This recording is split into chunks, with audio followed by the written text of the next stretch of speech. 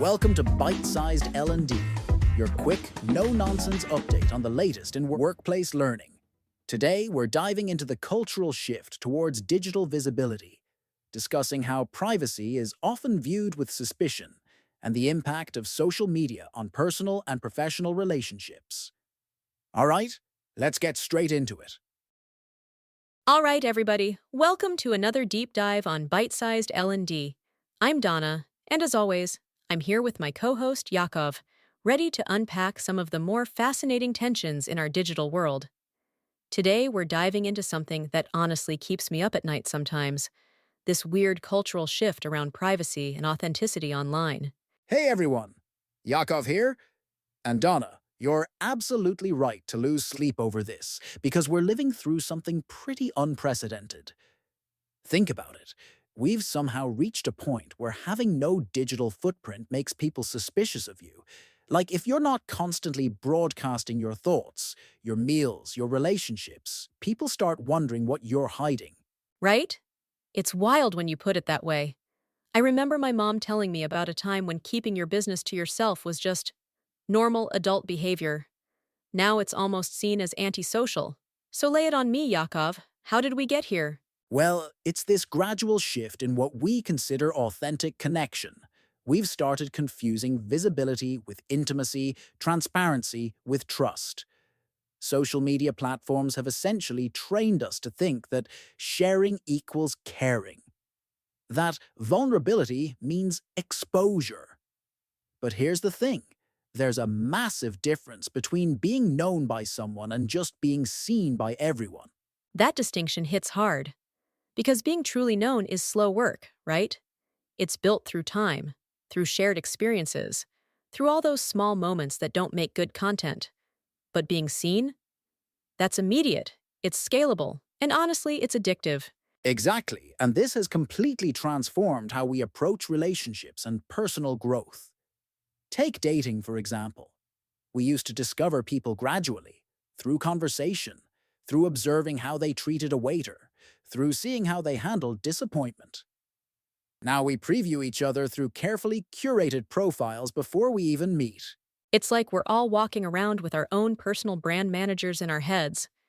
Every experience gets filtered through this lens of, how will this look to others? I've caught myself doing it. Standing in front of a beautiful sunset, and my first thought isn't about the moment itself, but about how to capture it for Instagram. And that's the insidious part, isn't it? It's not malicious. Nobody's forcing us to do this. But we've created this ambient pressure where unshared experiences somehow feel less real, like they didn't fully happen unless they've been documented and validated by others. Which brings up something fascinating about how this affects our professional lives too. The whole personal branding movement has turned everyone into their own marketing department. Suddenly, having a successful career isn't enough. You need to be seen having a successful career. Oh, absolutely. And nowhere is this more obvious than in the wellness and entrepreneurship spaces. You've got people selling courses on authenticity, which is just beautifully ironic, while simultaneously performing their own vulnerability for profit. They're live streaming their breakdowns and monetizing their healing journeys. It's almost like we've created this economy of oversharing where your personal struggles become your unique selling proposition. Buy my course because I've overcome trauma, and you can too. But what happens when your business model depends on staying wounded enough to be relatable, but healed enough to be aspirational? That's such a good point, Donna. You get trapped in this performance of progress. And here's what's really concerning from a learning and development perspective. We're teaching people that every experience needs to be immediately processed into a lesson, every failure turned into content, every breakthrough packaged for consumption. Right, and that actually interferes with genuine learning, doesn't it? Because real growth is messy and nonlinear. Sometimes you need to sit with confusion or discomfort without immediately turning it into a teachable moment. Sometimes the most important insights come from experiences you can't articulate yet. Exactly. There's this beautiful concept of letting things marinate in your unconscious before you try to make meaning from them. But when you're constantly narrating your life in real time, you never give your experiences that space to settle and transform naturally. And we're seeing this play out in corporate environments too. There's this expectation now that leaders should be radically transparent, sharing their personal struggles and journey publicly. While there's value in authentic leadership, there's also something to be said for professional boundaries. Makes sense. Not every vulnerability is meant for public consumption. Some things are better shared in the right context, with the right people, at the right time. It's about discernment, not disclosure. So, what do we do with this? How do we navigate a world where privacy is increasingly seen as suspicious, but oversharing has its own set of problems? I think it starts with reclaiming our right to complexity. We don't owe anyone a perfectly coherent narrative of our lives. It's okay to have parts of yourself that are still evolving, still contradictory, still private. Mystery isn't deception, it's dignity. That's beautifully put. And from a practical standpoint, maybe it means being more intentional about what we share and why. Asking ourselves, am I sharing this because it serves me and others, or because I feel obligated to perform transparency? Right. And recognizing that some of our most meaningful experiences might be the ones we keep to ourselves. That moment of unexpected joy in a bakery, a quiet conversation that changes your perspective, a personal breakthrough that doesn't need to become a LinkedIn post.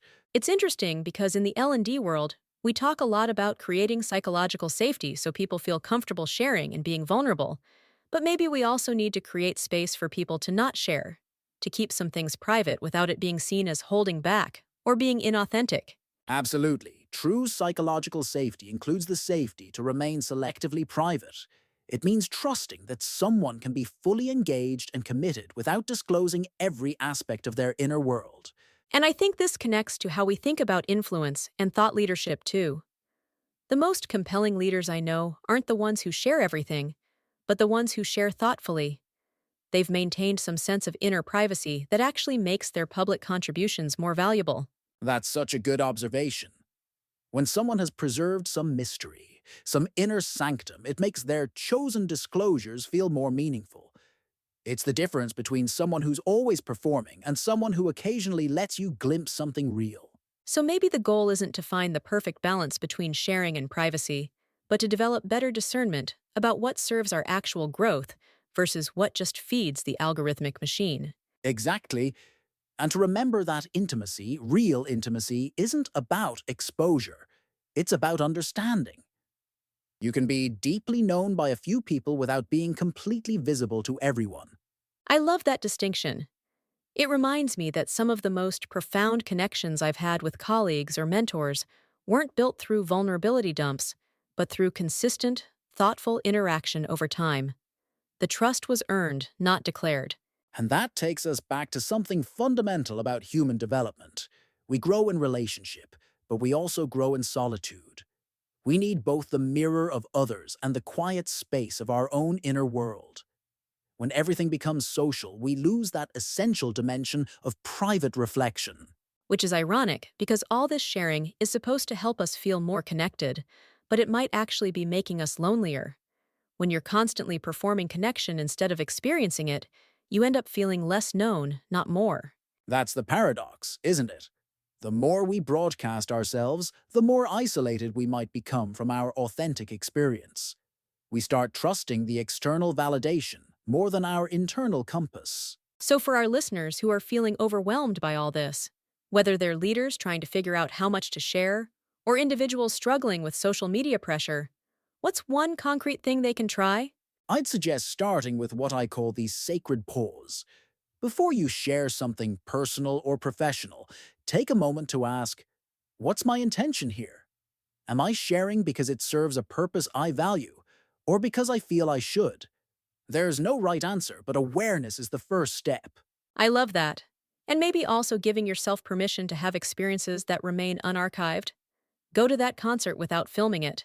Have that meaningful conversation without tweeting about it afterward. Let some moments exist just for you. Yes. And professionally, this might mean being selective about which insights you share publicly versus which ones you keep for deeper, more targeted conversations. Not every learning needs to become a case study or a blog post. Right. And recognizing that your professional value isn't diminished by maintaining some boundaries around your personal life. You can be an effective leader or contributor without turning your entire existence into content. Ultimately, I think this is about reclaiming our relationship with our own experience. Remembering that we are not just content creators walking around in human bodies. We're complex beings with rich inner lives that don't always need to be optimized for engagement. That's such a powerful way to put it. Because at the end of the day, the goal isn't to build a perfect personal brand or to be the most transparent person in the room. It's to live with integrity and to form genuine connections that actually nourish us. Exactly. And maybe to trust that we can be interesting and valuable without being completely legible to everyone all the time. Some things are worth keeping close, not because we're ashamed of them, but because they're sacred to us. So the big takeaway here is that privacy isn't about hiding, it's about choosing. It's about being intentional with your inner life and recognizing that not everything needs to be shared to be real or valuable. And that, in a world that's constantly asking us to perform transparency, maintaining some mystery might actually be the most radical act of all. Beautifully said, Yakov. For everyone listening, maybe take this as an invitation to notice what you're sharing and why. Give yourself permission to keep some things just for you and see how that feels. You might discover that your private moments become more vivid when they're not being performed for an audience. And remember, your worth isn't measured by your visibility. Some of the most important work we do, the thinking, the growing, the quiet acts of care, happens in the spaces between posts. Thanks for joining us on this deep dive, everyone. Until next time, this is Donna. And Yakov, reminding you that learning happens both in community and in solitude. Keep both sacred. Catch you next time on Bite-Sized L&D. Signing off, Yakov Lasker. That's a wrap for today's podcast as we explored the delicate balance between digital visibility and privacy, urging listeners to cherish authenticity while keeping some aspects of life private.